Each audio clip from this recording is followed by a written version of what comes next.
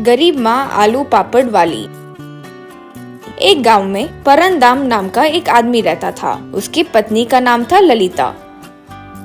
उसके पास एक छोटा सा बगीचा हुआ करता था। उसमें अलग अलग किस्म की सब्जियां उगाता था। उन्हें लाकर पति पत्नी दोनों एक गाड़ी पर रखकर सारा गांव घूमकर बेचते थे। आओ भाई आओ, सब्जी सब्जी, ताजा ताजा सब्जी, यूं ललिता पुकारती थी तो वो आओ भाई आओ, ताजा ताजा सब्जी, आओ भाई आओ, यूं पुकारता था। उनके बगीचे में ज्यादातर आलू उगा करते थे। ललिता आलू से अलग अलग किस्म के पकवान बनाती थी तो परंदाम खाते रहता था। उस गांव में पापड़ की प्रतियोगिता होती रहती थी। गांव की महिलाएं अलग अलग किस्म के पापड़ लाकर प्रदर्शन के लिए रखा करती थी। जीतने वाले को वहां आए महिला जज बहुमान में नगद पैसे देते थे। वो प्रतियोगिता को ललिता अच्छे दिलचस्पी से देखती थी। एक बार उसके पड़ोस घर में रहने वाली लक्ष्मी को पहला बहुमान मिला। लेडी कलेक्टर उसे 1 लाख रुपए देते हुए गांव वालों, मुख्य रूप से यहाँ की महिलाएं, आज लक्ष्मी जी ने जो पापड़ बनाए थे वे बहुत स्वादिष्ट हैं। कैरेट से पापड़ बनाने का ये ख्याल बहुत बढ़िया है। इस कैरेट के पापड़ पूरे दुनिया में मशहूर हो जाए ये आशा करते हैं। के साथ साथ ललिता भी खुशी से तालियां बजाई। घर के पास लक्ष्मी ढींगे मारने लगी। हाँ, देखा ललिता, मेरी महानता, मेरी होशियारी। कैरेट से पापड़ बनाने का ख्याल सिर्फ मुझे ही आया। अब से पापड़ के कंपनी वाले मेरे पापड़ के लिए क्यों लगाएंगे। बहुत खुशी हुई लक्ष्मी, लेकिन कैरेट तो महंगे होते हैं ना, उनसे पापड़ बनाएंगे तो उनका भी तो दाम ज्यादा होगा ना। एक मामूली इंसान उतने पैसे डालकर तुम्हें लगता है कि वे तुम्हारे पापड़ खरीदेंगे? क्यों नहीं खरीदेंगे? स्वाद अच्छा हो तो कितना भी हो खरीद लेंगे। सब तुम्हारी तरह गरीब थोड़ी होते हैं। कहते हुए उसका अपमान करी। इससे बेचारी ललिता बहुत दुखी हुई। एक बार परंदाम की तबीयत बिगड़ गई तो वो बिस्तर पकड़ लिया।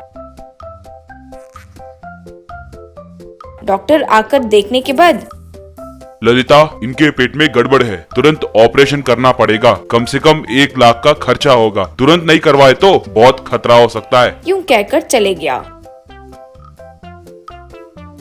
इससे बगीचे का काम भी ललिता ही करने लगी। सब्जियों को उगाना, गाड़ी पर रखकर बेचना, सब वो खुद करने लगी। लेकिन ऑपरेशन के लिए पैसे कैसे कमाए ये उसे पता नहीं चल रहा था तो वो परेशान होने लगी। हर दिन सब्जी बेचने के बाद कुछ आलू बच जाते थे। एक दिन उन्हें देख रहे ललिता को एक उपाय सूझा। अब ये सिर्फ सब्जियां बेचे तो काफी नहीं होगा, और कुछ करके पैसे कमाकर मेरे पति की जान बचानी होगी। ये आलू से पापड़ बनाकर उन्हें बाजार में बेचेंगे तो कैसा होगा, यूं सोची। ऐसे आलू से वो पापड़ बनाने लगी।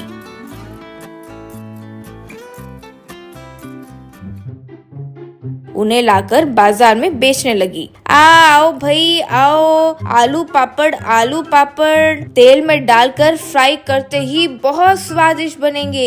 एक बार इसका स्वाद देखोगे तो भूलोगे नहीं। आओ भाई आओ, यूं पुकारती थी तो लोग आकर खरीदने लगते थे। ऐसे वो धीरे धीरे पैसे कमाने लगी। लेकिन वो पैसे ऑपरेशन के लिए काफी नहीं है, ये जानकर वो बहुत दुखी हुई। इतने में कोई अनाउंसमेंट करते हुए जा रहा था। माँ बहनों, सारी महिलाएं ध्यान से सुनिए, इस बार फिर से पापड़ की प्रतियोगिता होने वाली है। जीतने वाले को गणेश पापड़ कंपनी वाले 2 लाख रुपए का बहुमान देंगे। ये अवकाश को मत गवाइए। ये सुनकर ललिता को एक ख्याल आया। पापड़ की प्रतियोगिता का दिन आ गया। सारी औरतें सब अपने अपने पापड़ को प्रदर्शन के लिए रखे। ये क्या ललिता, ऐसे चीप आलू से पापड़ बनाई हूँ? मैं देखो इस बार ब्रोकली से पापड़ बनाई हूँ, वो सेहत के लिए बहुत अच्छा होता है ना। तुम्हें बहुमान तो मिलने से रहा। गणेश पापड़ लेडी ओनर एक एक पापड़ का स्वाद देखी। जब वो लक्ष्मी के पापड़ छक रही थी, कैसा है मैडम? बहुत अद्भुत है ना। ब्रोकली सेहत के लिए अच्छा होता है, ये तो आप जानती हो ना मैडम।